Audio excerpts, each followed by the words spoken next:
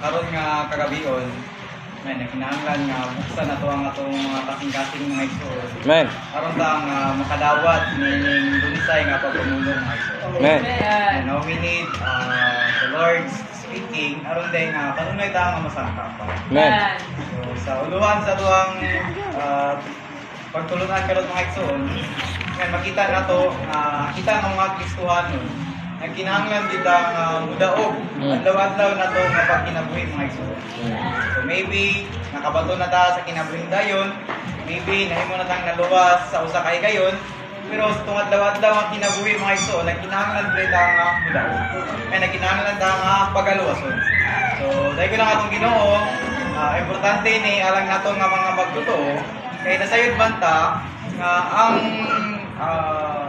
crucial aspect natong mga Kristohanon o man ang mga pag-ampo mga igsoon. Amen. So, gisgutan kagahapon sa mensahe 3. And gisgutan mga igsoon nga God cannot do without our prayer mga igsoon. Amen. So, importante yun nga kita nga mga tao, may mo kita nga muampo nga nasa atong Ginoo. Amen.